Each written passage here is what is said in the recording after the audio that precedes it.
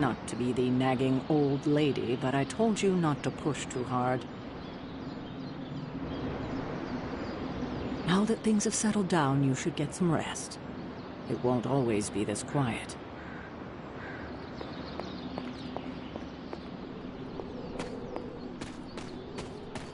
That was a complete fiasco. And it would have been far worse had Spider-Man not arrived when he did. No kidding. Caretaker would have been pissed if Venom had actually eaten a hunter. Yes, one disaster averted. But we still need to figure out how to get Wanda and the Sanctum back. Not bad, Hunter. Not bad at all. An impressive first outing, just as I had expected. You're going to do great things, Hunter.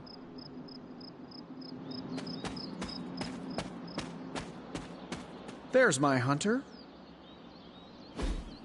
Hey, for what it's worth, I think you did okay out there. You got some decent hang time, even given you were wearing, what, 70, 80 pounds of chainmail? On the Stark scale of reckless yet daring heroics, I give it a solid 6 out of 10. Don't worry, you'll get there. With a little help.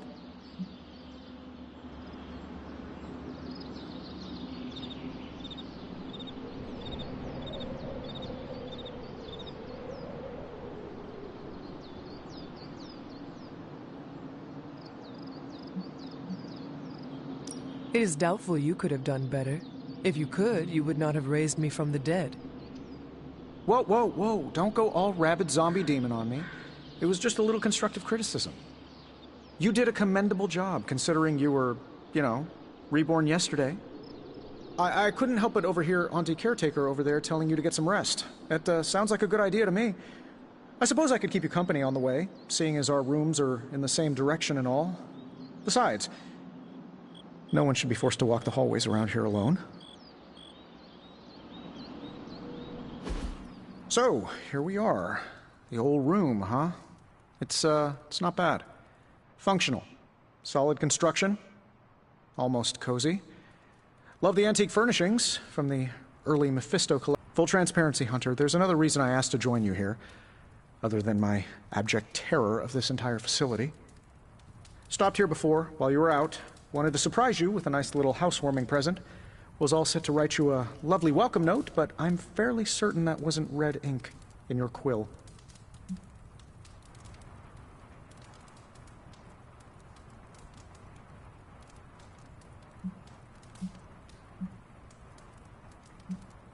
I assure you, there is nothing to fear here. Well, it's easy to say not to be scared of things that go bump in the night when you are a thing that goes bump in the night. I don't even watch horror movies, and now I'm living in one. Horror movies? Oh, you'll love them. Imagine a painting come to life. Moving, talking, telling a story, one that just happens to be pulled from your very worst nightmare. Or just stop by my room. Fairly certain there's one hanging there already. Well, I suppose I should leave before whatever monstrosity that is most definitely hiding under your bed jumps out, rips my face off, and then proceeds to feast on my soul. I'll leave you to it. May your sleep be filled with pleasant dreams, Tony. Right back at you. Oh, and if you hear the shrieking of a grown man, please ignore it. It's just me, walking to my room.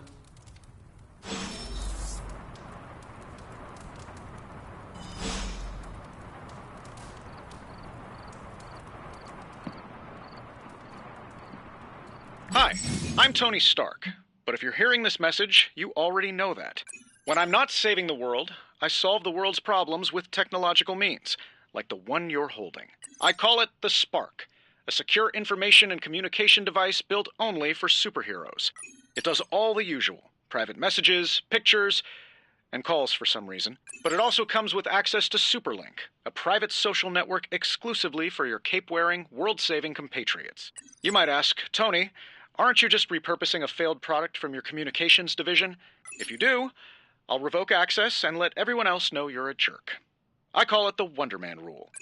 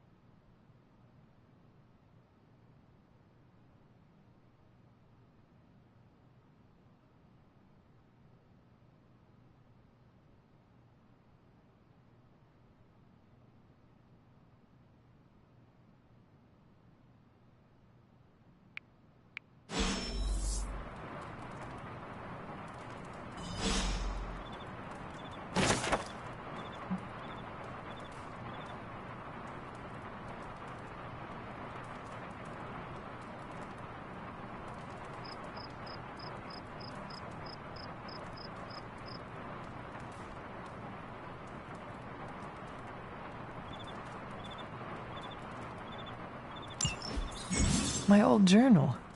Maybe it is time I start writing in it again.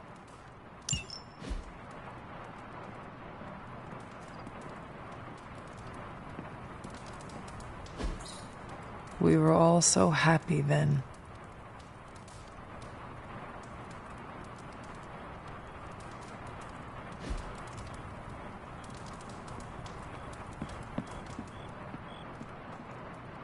There never was enough room for my armor in this thing.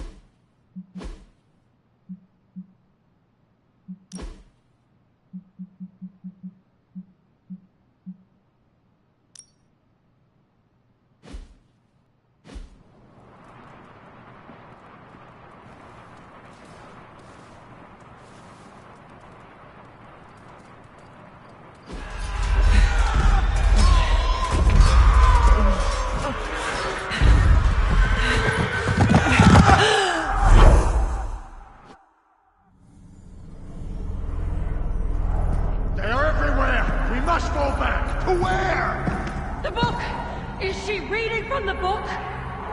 Then we advance. No! Hold the line! I can stop her. Only I can stop her!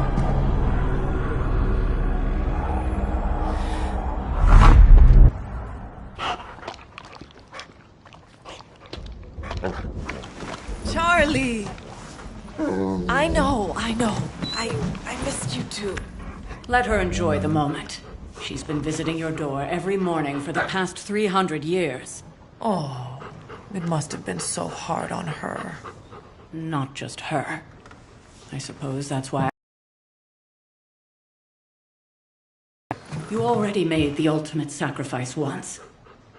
Maybe I'm in no rush to see you do it again. We do not choose our destiny. But we can choose to duck. First lesson you ever taught me. And still the most important. Especially now that you have all these eyes on you. I have noticed. To these people, you are a being of myth and legend. A grand hero of old. And they're right. You are a hero. But I also know the battle that rages within your soul. It's not enough that you are a hero. You need to decide what type of hero you will be. I'm sure there will be plenty of opportunity for that in the days to come. For now, I would head to the forge. Our new guests are eager to show you something. This was a lot easier when it was just you and I beheading the Dark Legion as we traipsed through the woods. Don't forget about Agatha. I never could.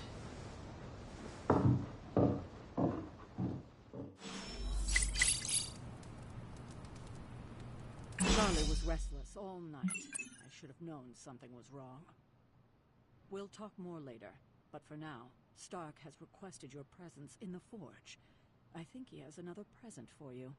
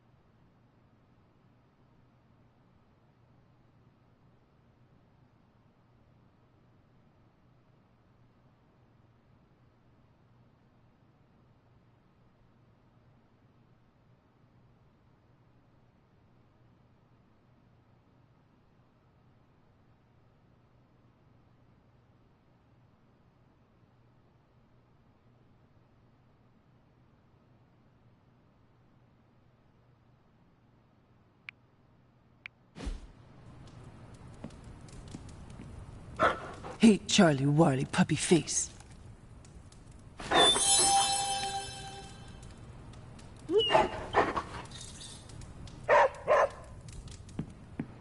Next thing I know, the Sanctum is airborne and covered in slime.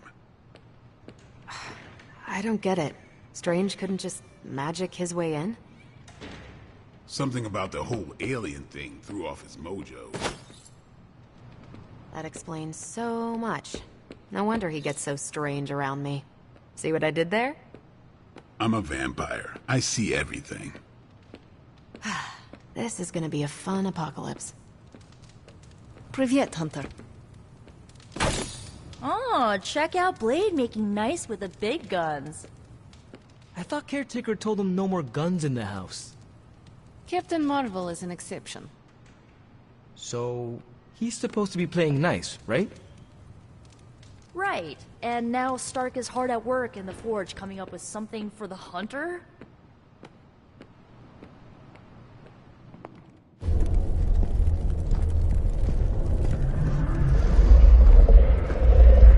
Now? Think you can tell your friend inside there to turn it up a few hundred Kelvin? I could.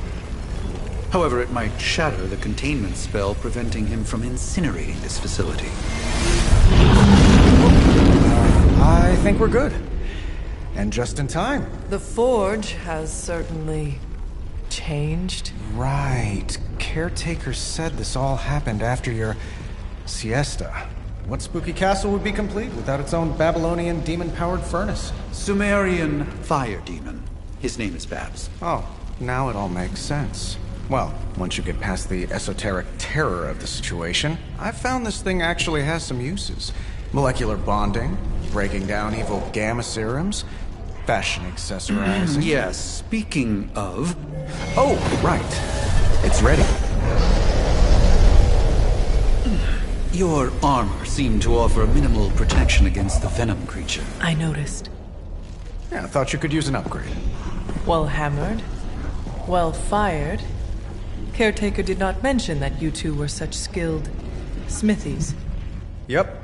I am Iron Smithy. Perhaps you should just try it on.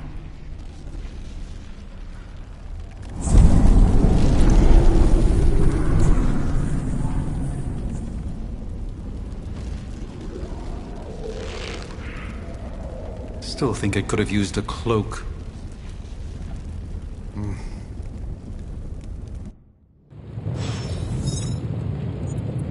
Stylish, damn near indestructible, and we even got the size right. Not bad for our first collaboration. I still think it could have benefited from a cloak. You think...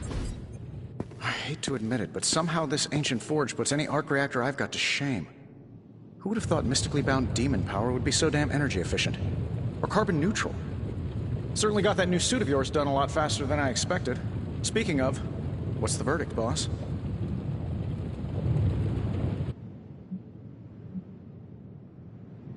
Tell me about this demon. Why is it there? Well, you would probably know more about that than me. I'm still working on a way to keep track of everything that goes bump in the night around here. Whatever they've got trapped down there, it's hotter than hell by a few thousand Kelvin, very pissed off, and really good at weaving synthetic microblends. But tools are just one part of the equation. You gotta know how to use them, too. You were out, what, 300 years before we woke you from your eternal rest? I'm betting you have questions, so ask away, Hunter. I take it this new version is a technological marvel? Impact-resistant carbon composites, some patent-pending alloy mesh, and a few touches from Dr. Spooky over there. And hey, the built-in communicator means we can talk to each other without sending a raven.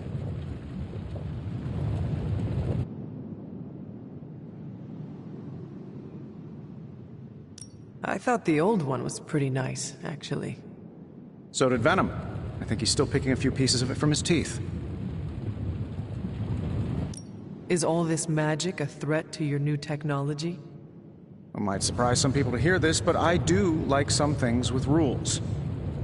Isotope decay, magnetic fields, and gamma oscillation make a lot more sense to me than Eye of Newt, bat wings, and a sprinkle of sunshine. At least they did before everything changed.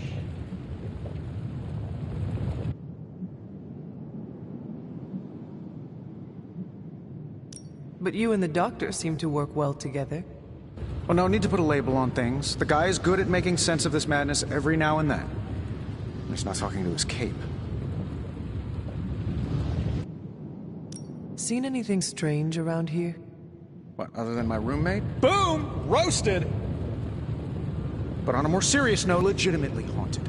Mirrors look back at you. My room rearranges itself. And worst of all, magic cats.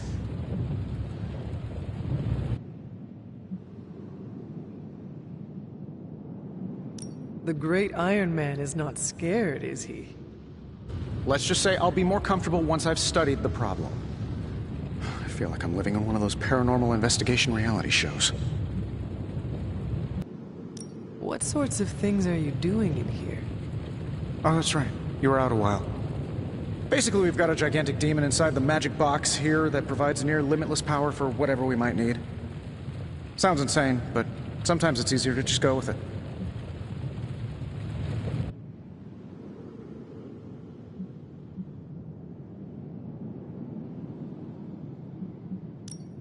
Okay, so why not magically create a way through that symbiote shield? Have you ever known it to work that way? We can't just wish upon a star here. We need to know what we're making first and put together the right components. Otherwise, I'd have already whipped up Strange a new personality. You must have an interesting origin story of your own. Well, just your typical American boy.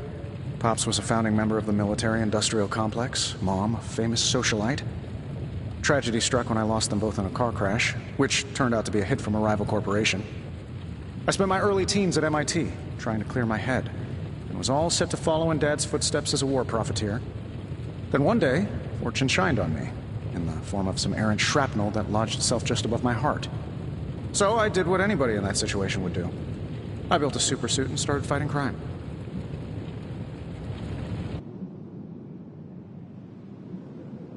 You sound pretty pleased with yourself.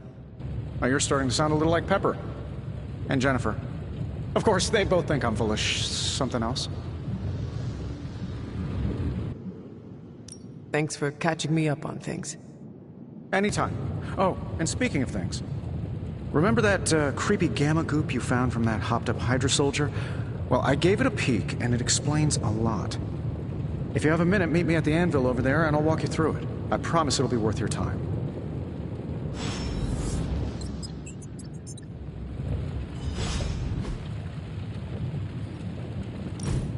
Now, I doubt advanced gamma thermodynamics was a hot topic at Yield Demon Hunting School, so I'm just gonna give you the condensed version. I appreciate that. Closest I've ever seen to this substance is pumping through Bruce's veins. Part gamma accelerant, part unknown element. Calling it Coil for now, given its unique atomic structure. Man, I love acronyms. This stuff is more volatile than Nick Fury on a Monday morning, but Hydra doesn't seem to mind. They are using it to get stronger. Exactly. A few drops would make your average salamander look like Fin Fang Foom. Thankfully, with a little help from Dr. Spooky and our haunted oven over here, I think two can play at this game. You are not suggesting we start injecting ourselves with it. No, nothing like that. Though I can see some future applications for my energy drink line. I was thinking we apply this stuff towards upgrading our equipment. I like where this is going. Just give me a little time here and I can whip up some pretty fun toys. How about we give Hydra a taste of their own gamma-powered medicine for a change? So, how's the whole saving the world thing going?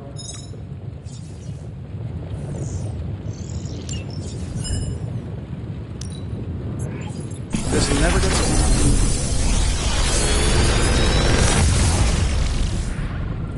old. Take your pick, Hunter.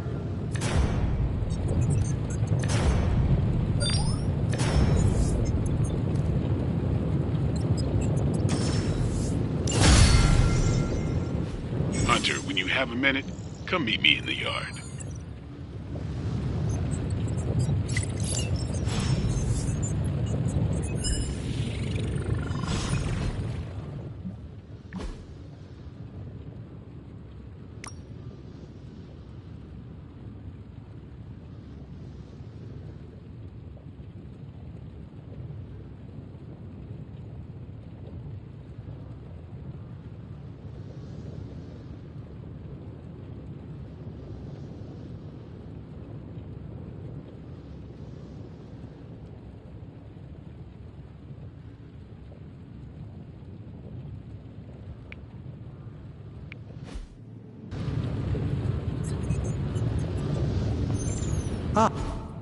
Hunter, your new attire suits you quite well.